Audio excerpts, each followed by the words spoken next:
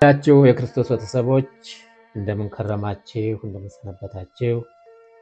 እንግዲህ የዛሬው ርዕሳችን በሀገረ እስራኤል ከኢየሩሳሌም ከተማ 176 ኪሎ ሜትር ተጉዘን የምናገኛቸው አካባቢ ይሆናሉ። በዚህ ቦታ አካባቢ እንግዲህ በታችኛው ገሊላ የሚገኙ መካነ ቅዱሳን ቦታዎች አሉ። የተራራው ስብከት፣ አንቀጸ ብፁዓን፣ ቅፍርናሆም እንግዲህ ሁሉም ቤተ ሳይዳ በዚህ ዙሪያ ናቸው።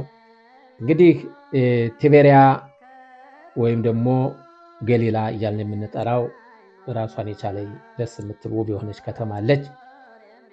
ከከተማዋ እልፍ እንዳልነ በቅርብ የምናገኛት ምግዳል የሚባል ቦታ የማርያም መቅደላዊት አገር ይሆናል። እሱን እንግዲህ በቀላሉ እዚህ እንገልጸውና ወደዛ እናልፋለን ማለት ነው። በሉቃስ ወንጌል ምዕራፍ 8 ከቁጥር 1 እስከ 2 ታሪኳ ተገልጾ የምናገኘው ጌታችን መድኃኒታችን ኢየሱስ ክርስቶስ 7 አጋንንትን ያወጣላት የማርያም መቅደላዊት ሀገር ነው። ይቺ መንደር ከቲቤሪያ ከተማ 6 ኪሎ ሜትር ወይም 4 ማይልስ ርቀት በገሊላ ባህር ዙሪያ የምትገኝ መንደር ናት።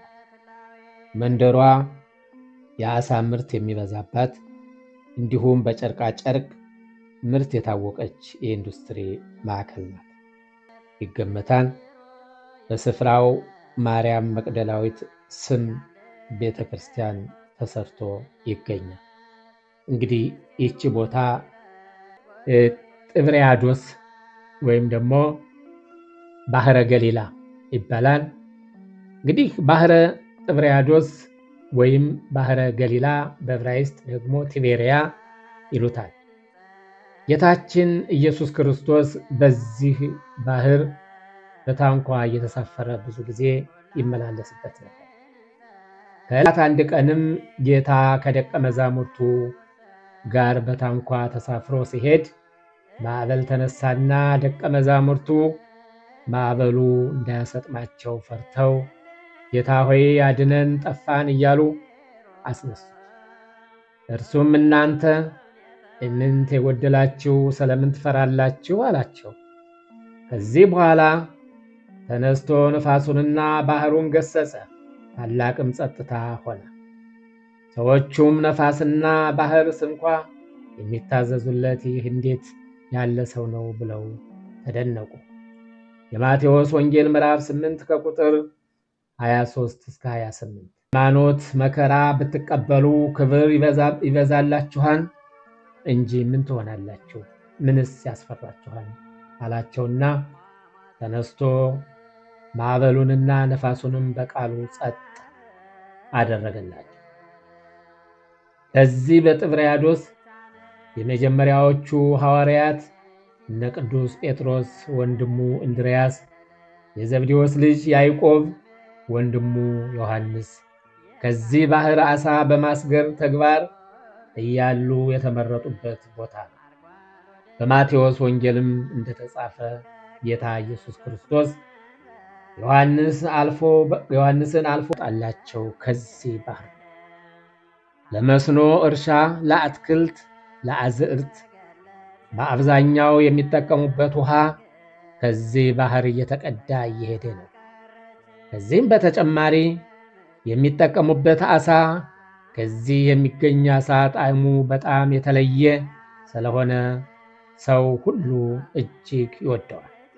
ባህረ ጥብርያዶስ ዛሬ የጥብርያዶስ ባህር በመባል የምትታወቀው ቀድሞ የገሊላ ባህር ጌንሳሬጥ እየተባለ ይጠራ ነበር። የማቴዎስ ወንጌል ምዕራፍ 4 ከቁጥር 18 ሄሮድስ አንቲጳስ በገሊላ ባህር ምዕራባዊ ዳርቻ ከተማ ከመሰረተ በኋላ በቄሳር ጢባርዮስ ስም ሰየማት። ከዚያ ወዲህ የገሊላ ባህር ጥብርያዶስ እየተባለ መጠራት ጀመረ። በዚህ ባህር አካባቢ ጌታችን ኢየሱስ ክርስቶስ እየተመላለሰ ብዙ ጊዜ አስተምሯል። ብዙ ታምራትም አድርጓል። 3 ዓመት ሙሉ ድንቅ ሥራ እየሰራ ታምራት እያደረገና ሄሮድስ በሠራው ከተማም ገብቶ እንዳስተማረ አራቱ ወንጌላውያን ጽፈውታል። ዛሬ በጥብርያዶስ ባህር ዙሪያ ለቱሪዝም መስህብ የሆኑ ልዩ ልዩ መዝናኛዎች ተሰርተውበታል። እጅግም ያምራል። ከባህሩ ወደ ምዕራብ አቅጣጫ ዘመናዊ ሕንፃዎች የተሰሩበት አዲስ ቦታ ይገኛል። የከተማው ነዋሪ ሕዝበ ክርስቲያን ይሁዲዎችና እስላሞች ናቸው።